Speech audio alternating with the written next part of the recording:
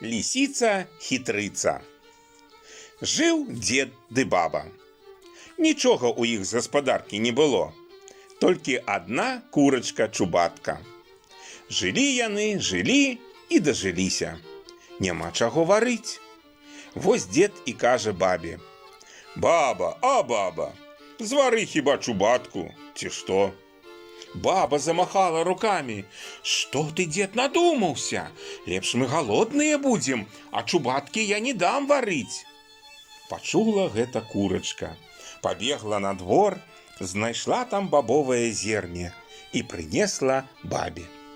Дзед кажа: «Вось і добра, звары ты, баба, хоць гэтую бобінку».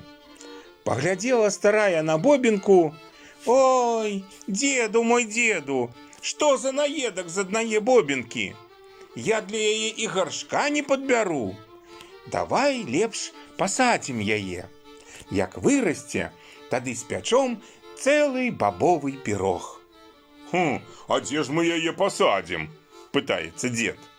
«На полі?» «Не, на полі яе варона выдзеўбе». «Ну, дык на двары?» «Не, на двары яе курыца выграбе». «Ну, тады давай пасадзім хіба ў хаце, пад палацямі». «Ну, добра», – згадзіўся дзед і пасадзіў бобінку ў хаце пад палацямі. Узышла бобінка, ды давай расці. Расла, расла, уперлася ў палаце. «Што, баба, рабіць будзем?» – пытаецца дзед. «Трэба палаці разбіраць». Дзед разабраў палаці, а бобінка як расці ды расці, дарасла да столі. «Што, баба, рабіць будзем?» – зноў пытаецца дзед. «Трэба столь разбіраць». Дзед і столь разабраў, а бобінка як расці ды расці, дарасла аж да страхі. Ну, дзед і страху разабраў. Выглянула бобінка на свет і давай расці яшчэ весялей. Дарасла аж да неба. Узяў тады дзед торбу, палез па сцяблу на неба, абабраў спелыя струкі і вярнуўся назад. Зарадавалася баба, цэлую торбу бабовых струкоў прынёс дзед. Ну, цяпер-то мы ўжо наядзімся пірага. Палузала баба струкі, высушыла боб на печы, змалола і расчыніла ў дзяжы цеста на пірог. Цеста, як расці ды расці, з дзяжы вон лезе. Палажыла яго баба на лапату, загладзіла пірагом, размалявала рознымі ўзорамі, каб прыгожы быў, ды ў печ. А пірог, як расці ды расці, з печы на прыпечык лезе. Адсланіла баба заслонку, а ён скок на хату, з хаты скок за парог і ўцёк. Кінуліся дзед з бабай даганяць пірог. Ды дзе там? Так і не дагналі. Прыкаціўся пірог у лес. А тут, насустрач яму, рыжая лісіца-хітрыца. Схапіла яна пірог, выела мякіш, а ўсярэдзіну шышак насыпала. Ды пабегла з пірагом да пастушкоў. Знайшла пастушкоў у полі і кажа: «Пастушкі, пастушкі, дайце мне бычка-трацячка, а я вам за гэта пірог». Бачаць пастушкі, добры пірог у лісіцы. Жоўценькая скарынка, аж блішчыць. Так і хочацца яго паспытаць. Згадзіліся яны на мену і аддалі лісіцы бычка-трацячка. «Толькі ж глядзіце, не ешце пірага, пакуль я не заеду за горку», – кажа лісіца. Села яна на бычка верхам і паехала. Як толькі схавалася за горкаю, пастушкі і кажуць: «Сядзем на пясочку, з'ядзім па кусочку». Разламалі пірог, а там адны шышкі яловыя. Падманула іх хітрая лісіца. Едзе лісіца на бычку, бачыць, на дарозе пустая павозка стаіць, а недалёка чалавек арэ. Падкралася яна цішком да павозкі, запрэгла ў яе бычка-трацячка, села на мяккай саломе і едзе сабе далей, пугай бычка паганяе. Прыехала ў лес. Насустрач ёй воўк ідзе. Збегаўся, змарыўся, ледзьве ногі валачэ. «Куды, кума, едзеш?» – пытаецца. «За 3-9 зямель, у 39-е царства». «Чаго?» «Там, кажуць, курэй і каршуны не дзяруць». «О, а бараны у тым царстве ёсціка?» – аблізнуўся воўк. «Хо, да імі там хоць гаць-гаці».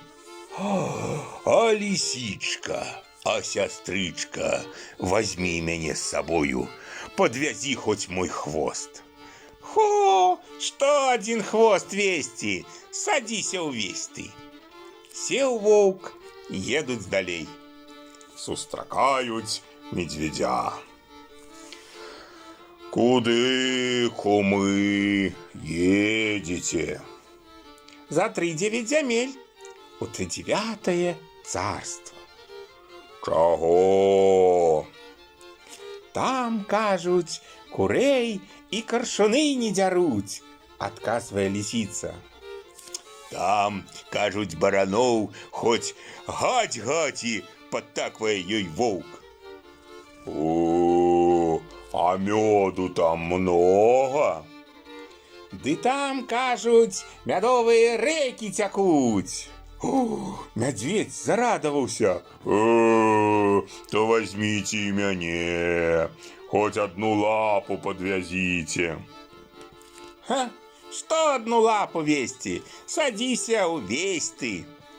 Уселіся ўтраіх, едуць далей. Аж раптам зламалася аглобля. Лисица кажа медвядю: «Сходи, кум, приняси аглоблю».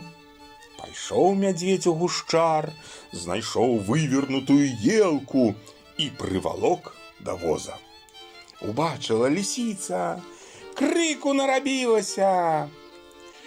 «Ах же ж ты, медвядишча! Ах же ж ты, дурнішча! Ці ж гэтая лясіна для аглоблі?» І да ваўка: «Сходи, куме, приняси тонкую аглоблю».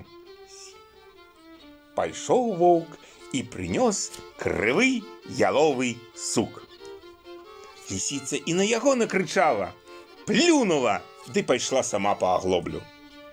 Тым часам мядзведь з ваўком з'елі бычка-трацячка, шкуру саломай напхнулі, ды на ногі паставілі, а самі пайшлі сабе, пасміхаючыся. Вярнулася лисица, бачыць ні ваўка, ні медведя, толькі бычок стаіць. Прыладзіла яна аглоблю, села ў павозку, махнула пугаю на бычка, а той брык і паваліўся.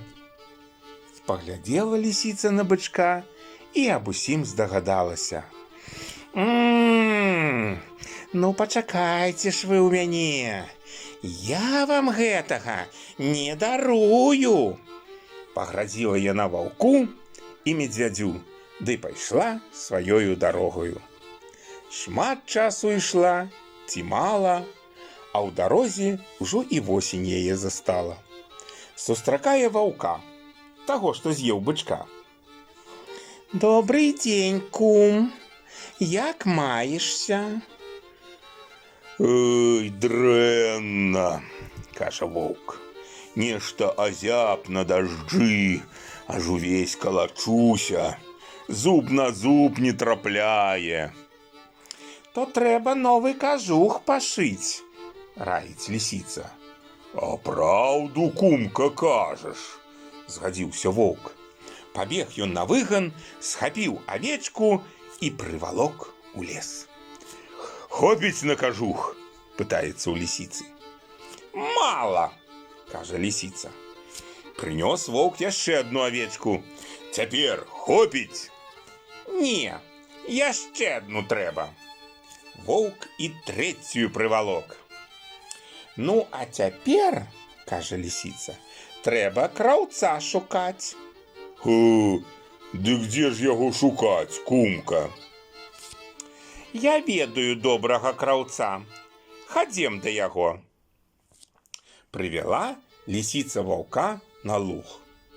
Там, у кустах, на прывязі жарабец пасвіўся. Вунь ён, кравец! Воўк зарагатаў. Гэта не кравец, а жарабец. Не, кумка, як сабе хочаш, а розуму ў цябе мала. Лісіца пакрыўдзілася. Ты пра мой розум не вельмі языком мялі.